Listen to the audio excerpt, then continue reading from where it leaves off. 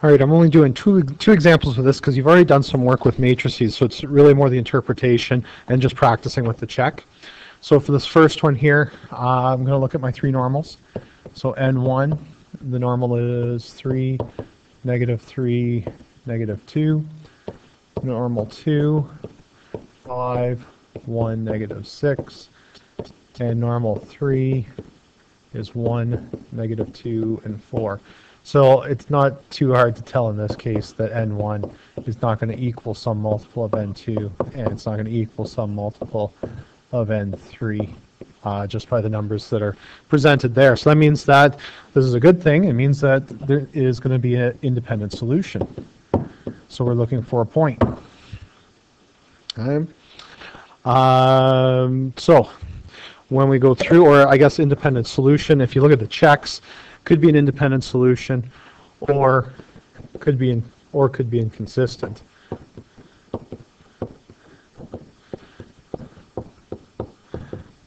So you have those checks in front of you. So let's go run through and use the matrix to solve here. So I'm going to exchange row 1 and 2.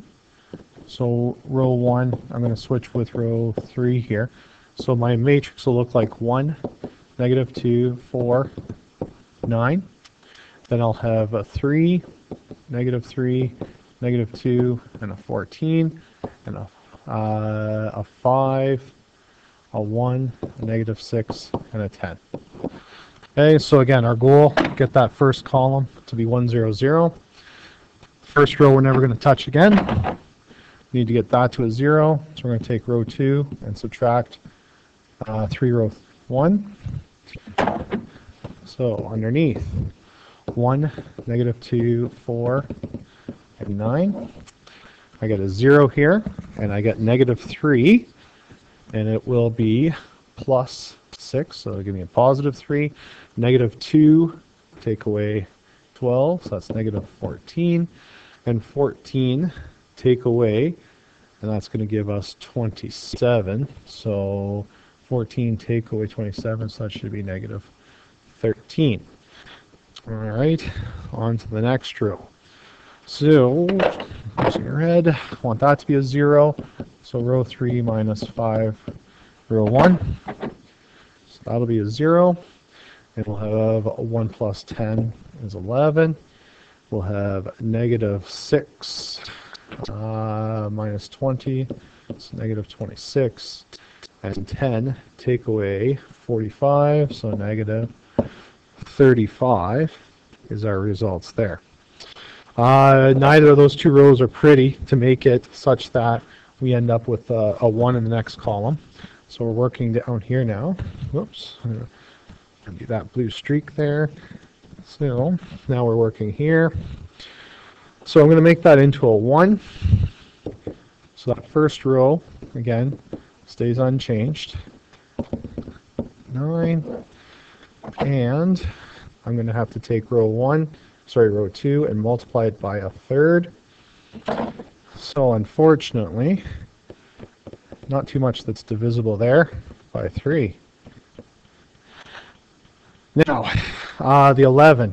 I'm going to have to use the new row 2 in order to make it a 0. So for now, I'm just going to carry this down, and we'll do that in the next line. All right, instead of trying to confuse people. So that means I'm going to make this into a 0. So I'm going to take row 3 and subtract 11, row 1. And yeah, some of the fractions are going to be a little bit on the ugly side, but we can work through this. So our first step then is to do exactly as it says. So we end up with that first row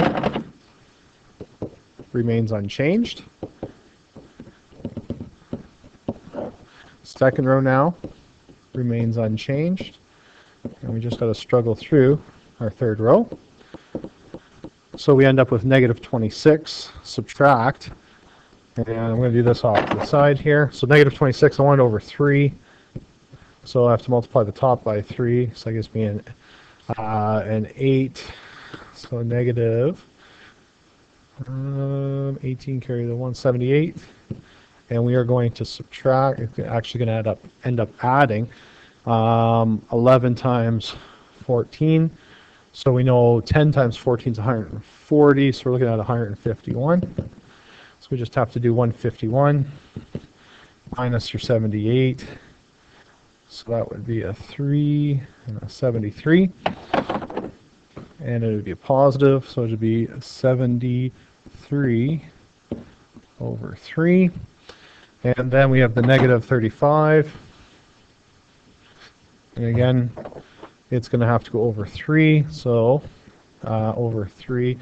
So it would be, what do we end up with? 70, 105 plus 11 times 13. I know 13 times 10 is 130, so 141. So 141, 105, so that's a 6, 36. So we end up with 36 over 3, which is actually divisible. So, last step, you need to make this last row have a 1 leading it off. So that means I'm going to multiply this row 3 by 3 over 73. And first row remains unchanged. Second row remains unchanged. Third row now becomes 1. And the 3's would cancel out, so we have 36 over 73. 36 over 73. I have a funny feeling I made a mistake. That should have been a 76, people. So we multiply by 76. 76, 36 over 76. All right, there we go. And I have 38. Why am I off by that too? 36 over 3 should be a 38. Apparently I'm having a hard time with my addition. I thought I better check at this point. So that means that Z is equal to 38 over 76, which is equal to 1/2. All right. My Y value going to row 2 is Y minus 14 over 3 Z equals negative 13 over 3. Doing the substitution there. 1/2 negative 13 over 3. So this is going to be negative 7 over 3. Oops.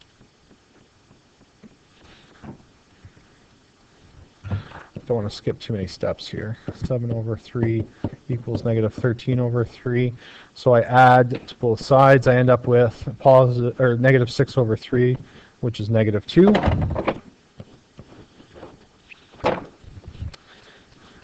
And my x minus 2y plus 4z equals 9.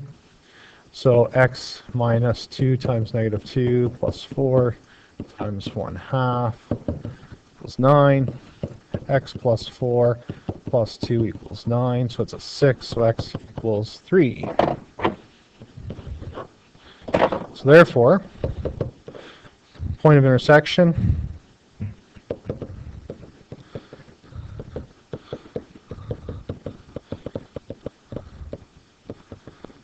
now there's only one case where this occurs, so you don't have to draw the diagram for me. Point of intersection at 3, negative 2, and 1/2. And trust me, I try to avoid the difficult fractions. This is actually a very challenging one with the fractions.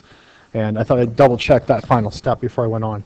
So don't be too intimidated by the fractions, because I do make an honest effort to avoid having the nasty ones like that. Final example. Is this my final example? It is. Final example here. So a bit of a refresher on how matrices work. So on this one, I'm going to check my normals. So normal 1 equals 6, 2, negative 8. Normal 2 is equal to 3, 1, negative 4. And normal 3 is equal to 12, 4, negative 16. Now, when I look at this, can I get them to a 3? I'm looking at my x values, and I'm looking at, this is the smallest x value, so can I get them down to 3's? So for normal 1, I'm going to take a 2 out, which would be a 3, 1, negative 4. So that looks the same as normal 2. So I know I have 2 parallel planes at least, and for this one I'd have to take a 4 out. 3, 1, negative 4.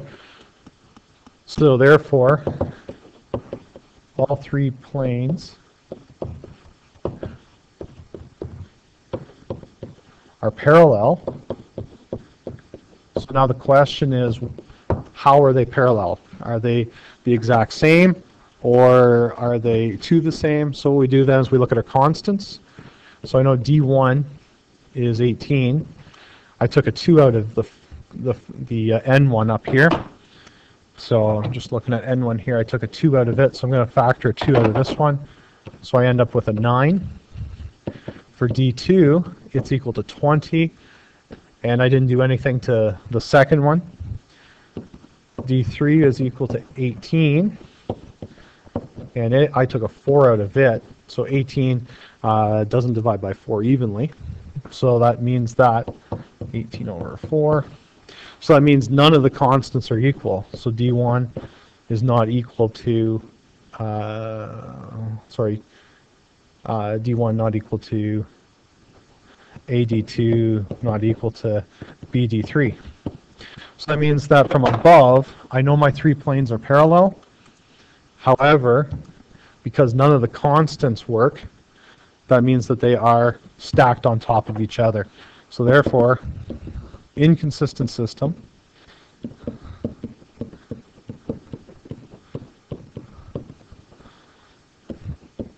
with 3 parallel planes.